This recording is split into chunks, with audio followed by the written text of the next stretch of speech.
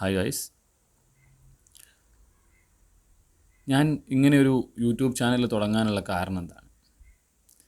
3 കോടി ജനങ്ങളും 30 കോടി യൂട്യൂബ് ചാനലുകളുമുള്ള കേരളത്തിൽ പുതിയ മറ്റൊരു യൂട്യൂബ് ചാനലിൻ്റെ പ്രസക്തി എന്താണ്? അതുപോലെ തന്നെ എന്ത് ഐഡിയ ആണ് അല്ലെങ്കിൽ കൺസെപ്റ്റാണ് ഞാൻ ഈ ഒരു വീഡിയോകളിലൂടെ നിങ്ങൾക്ക് കൈമാറാൻ വേണ്ടി ആഗ്രഹിക്കുന്നത്?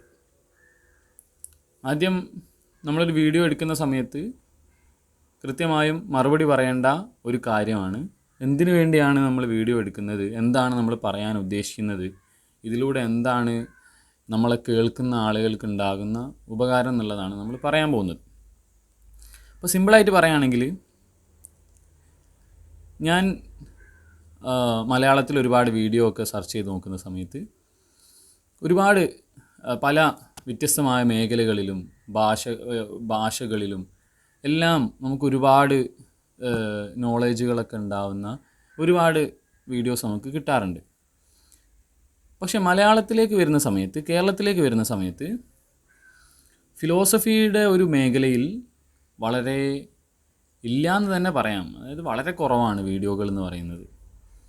ഫിലോസഫി പഠിക്കാത്ത, ഫിലോസഫിയിൽ അക്കാഡമിക തരത്തിൽ ഫിലോസഫി അറിയാത്ത, എന്താണ് ഫിലോസഫി എന്നറിയാത്ത ആളുകൾക്ക് മനസ്സിലാക്കാൻ പറ്റുന്ന രൂപത്തിലുള്ള ഒരൊറ്റ വീഡിയോ പോലും മലയാളത്തിലില്ല. ഒരൊറ്റൊന്നുമില്ല എന്ന് പറഞ്ഞാൽ ഇപ്പോൾ അതിശയോക്തി ആയിരിക്കാം, പക്ഷേ ഞാൻ കണ്ടിട്ടില്ല. അപ്പോൾ നമ്മുടെ ഒരു പരിപാടി എന്ന് പറയുന്നത്, ഇത്തരത്തിലുള്ള ഫിലോസഫി പഠിക്കണം എന്ന ആഗ്രഹമുള്ള ഒരുപാട് ആൾക്കാരുണ്ട്. എന്താണ് ഈ ഫിലോസഫി പറയുന്നത്, ഫിലോസഫി കൊണ്ട് എന്താണ് ഉദ്ദേശിക്കുന്നത്, ഇതുപോലെയുള്ള ഫിലോസഫി എന്ത് പറയുന്നു, ഫിലോസഫി എന്നാൽ എന്താണ് തുടങ്ങിയത് നമ്മളൊരു സീരീസ് ആയിട്ട് ഇങ്ങനെ വീഡിയോ ഇടാൻ പോവുകയാണ്. എന്താണ്, എങ്ങനെയാണ് ഫിലോസഫി വരുന്നത്, ഫിലോസഫി കൊണ്ട് എന്താണ് ഉദ്ദേശിക്കുന്നത്, ഇപ്പോൾ എവിടെയാണ് ഫിലോസഫി എത്തി നിൽക്കുന്നത്, ഫിലോസഫിയും സയൻസും തമ്മിലുള്ള ബന്ധം എന്താണ്, ഫിലോസഫിയും മതവും തമ്മിലുള്ള ബന്ധം എന്താണ്, ഫിലോസഫിയും ലിറ്ററേച്ചറും തമ്മിലുള്ള ബന്ധം എന്താണ്, ഇതുപോലെയുള്ള വളരെ രസകരമായ, വളരെ ഇൻട്രസ്റ്റിംഗ് ആയിട്ടുള്ള കുറേ കാര്യങ്ങളാണ് നമ്മളിന്ന്, അതായത് ഈ ഒരു സീരീസിൽ നമ്മൾ പറയാൻ പോകുന്നത്. ആദ്യം തന്നെ നമ്മൾ പറയുന്നത്, ഫിലോസഫി എന്നാൽ എന്താണ്, എന്തിനു വേണ്ടിയാണ്, എങ്ങനെയാണ്, ഈ ഒരു, അതായത് വാട്ട്, വൈ, ഹൗ, ഈ 3 ചോദ്യങ്ങൾക്കാണ് നമ്മൾ ഏതൊരു വിഷയം പഠിക്കുകയാണെങ്കിലും ആദ്യം ഈ 3 ചോദ്യങ്ങൾക്ക് നമ്മൾ ഉത്തരം കൊടുക്കേണ്ടതുണ്ട്. ഒന്നാമത്തെ കാര്യം, പൊതുവേ കേരളത്തിലുള്ള ഒരു ധാരണയാണ്, ഫിലോസഫി എന്ന് പറഞ്ഞാൽ കുറേ ആൾക്കാർ ഇരുന്ന് ആലോചിക്കും, ഇവർക്ക് വട്ടാവും, ഇങ്ങനത്തെ ആൾക്കാർക്കാണ് ഈ ഫിലോസഫി എന്ന് പറഞ്ഞൊരു സാധനം പറയുന്നത്. പക്ഷേ യഥാർത്ഥത്തിൽ എന്താണിത്? സലീം കുമാർ പറയുന്നത് പോലെ, ഫിലോപ്പസി പറയുന്നുണ്ടല്ലോ എന്ന് പറയുന്നത് പോലെ, എന്താണ് ഈ യഥാർത്ഥത്തിൽ ഫിലോസഫി കൊണ്ട് ഉദ്ദേശിക്കുന്നത്? എന്താണ് ഫിലോസഫി ലോകത്തിന് നൽകിയ സംഭാവനകൾ എന്താണ്? അല്ലെങ്കിൽ ഏത് ദൃഷ്ടികോണിൽ നിന്ന് നോക്കുന്ന സമയത്താണ് ഫിലോസഫി നമുക്ക് ഒരു ഒഴിച്ചുകൂടാൻ പറ്റാത്ത ഒന്നാവുന്നത്? ഇതാണ് നമ്മൾ നോക്കുന്നത്. ഫിലോസഫി എന്ന് പറഞ്ഞാൽ എന്താണ്? നമ്മളിനി വളരെ സിമ്പിളായിട്ടാണ് പറയാൻ പോകുന്നത്. കൂടുതൽ കോംപ്ലിക്കേറ്റഡ് ആയ ചിന്തകളൊന്നും നമ്മൾ എടുക്കുന്നില്ല. നമ്മൾ ഒരു ഉദാഹരണത്തിൽ നിന്ന് വരാം. നമ്മൾ വയനാട് ചുരം ഇറങ്ങുകയെന്ന് വിചാരിക്കാം.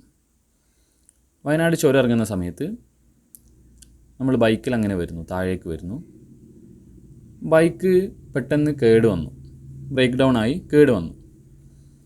ആ സമയത്ത് ബൈക്കിന് ഒരുപാട് പാർട്സുകളുണ്ട്, നമുക്കറിയാം. എൻജിനുണ്ട്, ക്ലച്ച് ഉണ്ട്, അതുപോലെ തന്നെ ബ്രേക്ക് ഉണ്ട്, ആക്സിലേറ്റർ ഉണ്ട്. ഇതുപോലെയുള്ള ഒരുപാട് പാർട്സുകൾ ഒരുമിച്ച് ചേർന്നതാണ് ബൈക്ക് എന്ന് പറയുന്ന ഒരു വസ്തു. ഇത് കേടുവന്ന സമയത്ത് നമ്മൾ എന്താ ചെയ്യുന്നത്?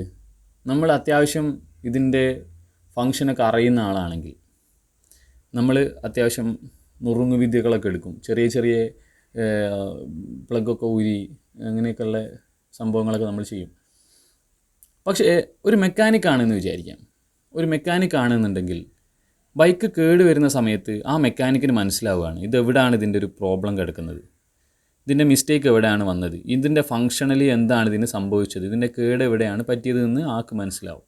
കാരണം ബൈക്കിൻ്റെ ഓരോ പാർട്സുകളും അത് നിർവഹിക്കുന്ന ധർമ്മവും എല്ലാം ഈ മെക്കാനിക് പഠിച്ചിട്ടുണ്ട് എന്നുള്ളതാണ് ഇതിൻ്റെ കാരണം. ഇതെന്തിനാണ് ഇപ്പോൾ ഫിലോസഫീൻ്റെ ഒരു കോണ്ടക്സ്റ്റിൽ പറയാൻ കാരണം? എന്താണ് ഇതിന് ഫിലോസഫിയായിട്ട് ബന്ധം? ഇത് വീഡിയോ കുറച്ച് നീളം ഉണ്ടാവും, കാരണം നമ്മൾ ഫിലോസഫിയെ ആദ്യം തൊട്ടേ ബേസിക് തൊട്ടേ പഠിക്കുക എന്നുള്ളൊരു ഉദ്ദേശമായതുകൊണ്ട് തന്നെ കുറച്ച് ലെങ്ത് ഉണ്ടാവും. അപ്പോൾ നമ്മൾ പറഞ്ഞു വന്നത്, ഈ ഒരു ഫങ്ഷൻ, ഓരോ ബൈക്കിൻ്റെ പാർട്സുകളും നിർവഹിക്കുന്ന ധർമ്മം അയാൾക്കറിയാമെന്നുള്ളതാണ്. അതുപോലെ തന്നെ മറ്റുള്ള എല്ലാ ശാഖകളും എടുത്തു നോക്കാം, സയൻസ് എടുത്തു നോക്കാം, സുവോളജി എടുത്തു നോക്കാം, പിന്നെ ആസ്ട്രോണമി എടുത്തു നോക്കാം, ഇതുപോലെയുള്ള നിരവധി, ബോട്ടണി, ഇനിയിപ്പോൾ social science, history, political science, പിന്നെ ലൈഫ് സയൻസ്, ഇതുപോലുള്ള ഒരുപാട് വിദ്യാഭ്യാസ ശാഖകൾ ഇന്ന് നമ്മുടെ ലോകത്തിലുണ്ട്. ഓരോ ശാഖയും ഓരോ പെർട്ടിക്കുലർ വസ്തുവിനെ കുറിച്ചിട്ടാണ് പഠിക്കുന്നത്. കോസ്മോളജി പഠിക്കുന്നത് അന്തരീക്ഷങ്ങളെക്കുറിച്ചിട്ടാണ്, പ്രപഞ്ചത്തെക്കുറിച്ചാണ്. അതുപോലെ തന്നെ ബോട്ടണി പഠിക്കുന്നത് മരങ്ങളെക്കുറിച്ചാണ്. പിന്നെ ഇതുപോലെയുള്ള സുവോളജി പഠിക്കുന്നത് മൃഗങ്ങളെക്കുറിച്ചാണ്. ജിയോളജി പഠിക്കുന്നത് ഭൂമി, അതുപോലെ തന്നെ ധാതു സമ്പത്ത്, ഇതുപോലെയുള്ള വസ്തുക്കളെ കുറിച്ചിട്ടാണ്. ഇങ്ങനെ ഓരോ ശാഖയും വ്യത്യസ്ത വസ്തുക്കളെ കുറിച്ചിട്ടാണ് പഠിക്കുന്നത്. ഫിലോസഫി ഇതിൽ എന്തിനെ കുറിച്ചിട്ടാണ് പഠിക്കുന്നത്? ഏത് വസ്തുവിനെ കുറിച്ചിട്ടാണ് പഠിക്കുന്നത്? ഇതാണ് ഒന്നാമത്തെ ചോദ്യം. നമ്മളിപ്പോൾ ഡോക്ടറെ എടുക്കാം. നമ്മളിപ്പോൾ കാണിക്കാൻ പോയി, ഒരു ഹോസ്പിറ്റലിൽ കാണിക്കാൻ പോയി. ആ സമയത്ത് ഡോക്ടർ വരുന്നു, രോഗിയെ കൺസൾട്ട് ചെയ്യുന്ന സമയത്ത് രോഗിക്ക് ചെറിയ പ്രശ്നങ്ങളൊക്കെ ഉണ്ട്. ഈ ഡോക്ടറിന് മനസ്സിലാവുന്നു എവിടെയാണ് ഇയാളുടെ ബോഡിയിലുള്ള ഫങ്ഷനിൽ എവിടെയാണ് പ്രശ്നം എന്നുള്ളത് ഡോക്ടറിന് മനസ്സിലാവുന്നു. അതായത് ആ ഡോക്ടർ MBBS എന്ന് പറയുന്നത് മനുഷ്യൻ്റെ ശാരീരിക പ്രവർത്തനങ്ങൾ എങ്ങനെയാണ് നടക്കുന്നത്, അതിൻ്റെ പ്രശ്നങ്ങൾ എങ്ങനെയാണ് ഉണ്ടാകുന്നത് എന്ന് തിരിച്ചറിയലാണ് യഥാർത്ഥത്തിൽ ഈ ഒരു MBBSൽ പഠിക്കുന്നത്. ഇനി നമ്മളിതൊക്കെ മാറ്റി വെക്കുന്നു. നമുക്ക് മനസ്സിലായി ഏതൊരു വിദ്യാഭ്യാസ ശാഖയാണെങ്കിലും ഏത് വിജ്ഞാന ശാഖയാണെങ്കിലും അത് ഒരു വസ്തുവിനെ കുറിച്ചിട്ടുള്ള പഠനമായിരിക്കും. അതിനാണ് നമ്മൾ വിജ്ഞാന ശാഖ എന്നുകൊണ്ട് ഉദ്ദേശിക്കുന്നത്. ഇനി ഫിലോസഫി എന്താണ്? ഫിലോസഫി എന്ന് പറയുന്നത് വളരെ സിമ്പിളായിട്ട് പറയുകയാണെങ്കിൽ ചിന്തയെക്കുറിച്ച് പഠിക്കുന്ന ഒരു ശാഖയാണ് ഫിലോസഫി എന്ന് പറയുന്നത്. അതെ, നമ്മൾ കൂടുതൽ കോംപ്ലിക്കേറ്റഡ് ആക്കുന്നൊന്നുമില്ല. നമ്മൾ നേരത്തെ പറഞ്ഞു, വയനാട്ടിൽ നിന്ന് ഇറങ്ങി വരുന്ന സമയത്ത് വണ്ടി കേടായ സമയത്ത് മെക്കാനിക്ക് മാറി നിന്ന് നോക്കുക ചെയ്യുന്നത്, എന്താണ് ഈ വണ്ടിക്ക് പറ്റിയത്, എന്താണ്, വാട്ട്സ് ഹാപ്പനിങ്. പക്ഷേ ഫിലോസഫിയെ സംബന്ധിച്ചിടത്തോളം ഫിലോസഫി നോക്കാൻ വേണ്ടി പ്രേരിപ്പിക്കുന്നത് മനുഷ്യൻ്റെ, അതായത് നമ്മുടെ ഓരോരുത്തരുടെയും ഉള്ളിലേക്ക് തന്നെയാണ്. ഉള്ളിലേക്ക് എന്ന് പറയുന്ന സമയത്ത് നമ്മൾ ഉള്ളിൽ ആരോ ഒരാളുണ്ട് ആ ഒരു ഐഡിയയിലല്ല പറയുന്നത്. മനുഷ്യൻ എന്ന് പറയുന്നത് എന്താണ്, മനുഷ്യൻ്റെ ഒരു അടിസ്ഥാനം എന്ന് പറയുന്നത്, യഥാർത്ഥത്തിൽ മനുഷ്യൻ്റെ അസ്തിത്വം എന്താണ്, മനുഷ്യൻ്റെ ഉണ്മ എന്താണ്, ഇതൊക്കെ നമ്മൾ പിന്നീട് ചർച്ച ചെയ്യും. ഇതിൻ്റെ റെലവൻസ് ആണ് നമ്മൾക്ക് ഏറ്റവും വലിയൊരു പ്രശ്നം എന്ന് പറയുന്നത്. നമ്മൾ എന്തിനാണ് ഇത് പഠിക്കേണ്ട ആവശ്യം? ഫിലോസഫി മാത്രമാണ് നിങ്ങളിലേക്ക് തന്നെ തിരിച്ചുവിടുന്ന ഒരു വിജ്ഞാന ശാഖ എന്ന് പറയുന്നത്. അതായത് നമ്മൾ ഓരോ നിമിഷവും നമ്മളിലേക്ക് നോക്കുന്ന സമയത്താണ് പ്രൊട്ടസ്റ്റുകളും അതുപോലെ തന്നെ പ്രതിരോധങ്ങളൊക്കെ തീർക്കാൻ വേണ്ടിയിട്ട് നമുക്ക് സാധിക്കുന്നത്. അത്തരത്തിലുള്ള ഒരു ചിന്താശക്തി ഫിലോസഫിക്ക് നൽകാൻ പറ്റുമെന്നുള്ളതാണ് ഈ ഫിലോസഫിയുടെ ഒരു സാമൂഹിക ധർമ്മം എന്ന് പറയുന്നത്. അപ്പോൾ നമ്മൾ പറഞ്ഞു വന്നത് എന്താണ് ഈ ഉള്ളിലേക്ക് നോക്കുക എന്നുകൊണ്ട് ഉദ്ദേശിക്കുന്നത്? നമ്മൾക്കറിയാം, ഈ ഒരു സോഷ്യൽ സയൻസിലുള്ള ഒരു ഹിസ്റ്ററി എടുത്തു നോക്കുകയാണെങ്കിൽ ഒരു കാലം വരെ മനുഷ്യരെല്ലാവരും, എന്തിനു വേണ്ടി പറയണം, ഈ ഒരു ലോകത്തിൽ വരെ, നമ്മുടെ ഈ ഒരു വർത്തമാന കാലത്ത് വരെ മനുഷ്യരെല്ലാവരും കരുതുന്നത് മനുഷ്യനാണ് ലോകത്തിൻ്റെ സെൻറ്റർ എന്ന് പറയുന്നത്, മനുഷ്യനാണ് ഡൊമിനേറ്റ് ചെയ്ത് നിൽക്കുന്നത്, മനുഷ്യനെല്ലാവരെയും കൺട്രോൾ ചെയ്യാം, മനുഷ്യനിലൂടെയാണെല്ലാം ആരംഭിക്കുന്നത് എന്നുള്ളൊരു ഐഡിയ ആണ്. ഇതിൽ നിന്നും മാറി നമ്മൾ എക്കോസെൻട്രിക്കലി ആലോചിക്കാൻ തുടങ്ങി. മനുഷ്യൻ എന്ന് പറഞ്ഞാൽ പ്രപഞ്ചത്തിലുള്ള വെറും ഒരു അണു മാത്രമാണ്, അല്ലെങ്കിൽ വെറും ഒരു ജീവി മാത്രമാണ്. ഇതുപോലെയുള്ള സർവ്വചരാചരങ്ങൾക്കും അവകാശപ്പെട്ടതാണ് ഭൂമി. ബഷീറിൻ്റെ കഥയൊക്കെ നമ്മൾ വായിച്ചിട്ടുണ്ടാവും. അപ്പോൾ ഭൂമിയുടെ അവകാശികൾ എന്ന് പറഞ്ഞ കഥ വായിച്ചിട്ടുണ്ടാവും. മാത്രമല്ല അതിൽ നിന്ന് നമ്മൾ കൂടുതൽ വിശാലമാവുകയാണ്. ഭൂമി മാത്രമല്ല, ഭൂമിയെപ്പോലെയുള്ള ഒരുപാട് മറ്റുള്ള ഗ്രഹങ്ങൾ, ഉപഗ്രഹങ്ങൾ, നക്ഷത്രങ്ങൾ, ഗാലക്സികൾ, ഇതുപോലെയുള്ള ഒരുപാട് സങ്കീർണമായൊരു പ്രപഞ്ചത്തിലുള്ള വെറും ഒരു ചെറിയ ഒരു ജീവി മാത്രമാണ്, ഒരു അണു മാത്രമാണ് മനുഷ്യൻ എന്നുള്ളത് നമ്മൾ തിരിച്ചറിയാണ് ചെയ്യുന്നത്. ഫിലോസഫിയുടെ ഒരു ചോദ്യം എന്ന് പറയുന്നത് നമ്മളെ മറ്റു മൃഗങ്ങളിൽ നിന്നും വ്യത്യസ്തനാക്കുന്നത് എന്താണ്? യഥാർത്ഥത്തിൽ നമ്മൾ വ്യത്യസ്തരാണോ എന്നുള്ളതാണ് ചോദ്യം. നമ്മളെ മറ്റുള്ള മൃഗങ്ങളിൽ നിന്നും വ്യത്യസ്തമാക്കുന്നത് എന്ത്? മനുഷ്യനെ മനുഷ്യനാക്കുന്നത് എന്ത്? നമ്മൾ കാണുന്നതും കേൾക്കുന്നതും അറിയുന്നതും എല്ലാം സത്യമാണോ? ഇതാണ് അടുത്തൊരു പ്രശ്നം എന്ന് പറയുന്നത്. മാത്രമല്ല, ചില ആളുകൾ പറയുന്നു റോസാപ്പൂവ് കാണാൻ നല്ല ഭംഗിയാണെന്ന് പറയുന്നു. പക്ഷേ ചില ആൾക്കാർ പറയുന്നു റോസാപ്പൂവ് അത്ര ഭംഗിയൊന്നുമില്ല. ഇത് വ്യത്യസ്തമായ ആൾക്കാർ വ്യത്യസ്തമായ അഭിപ്രായങ്ങൾ പങ്കുവെക്കുന്നു.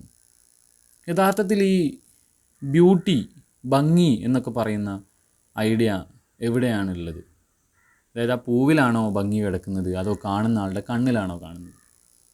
ഇത് നമ്മൾ വളരെ സിമ്പിളായിട്ട് പറയുകയാണ്. നമ്മളിത് വളരെ വിശദീകരിച്ചിട്ട് പറയും. എസ്തെറ്റിക് എന്ന് പറയുന്ന ഫിലോസഫിയുടെ ഒരു ശാഖ, ഫിലോസഫിയുടെ ഒരു പാർട്ടാണ് എസ്തെറ്റിക്സ് എന്ന് പറയുന്നത്. അതിൽ ഇതിൽ വരും. അതായത് ഭംഗി എന്നുകൊണ്ട് എന്താണ് ഉദ്ദേശിക്കുന്നത്, എന്താണ് ഒരു വസ്തുവിന് ഭംഗി നൽകുന്നത്, അത് ഫിലോസഫിയിലുള്ളൊരു ചർച്ചാ മേഖലയാണ്. പിന്നെ അടുത്തത് എന്ന് പറയുന്നത് എത്തിക്സ് ആണ്. എത്തിക്സ് കൊണ്ട് ഉദ്ദേശിക്കുന്നത് നമ്മൾ വളരെ സിമ്പിളായിട്ട് പറയാണ്, ഒരാളെ ആരെയും കൊല്ലാൻ പാടില്ല, ആരെയും ജീവനെടുക്കാൻ മനുഷ്യന് അധികാരമില്ല. സിമ്പിൾ. പക്ഷേ രണ്ടുപേരെ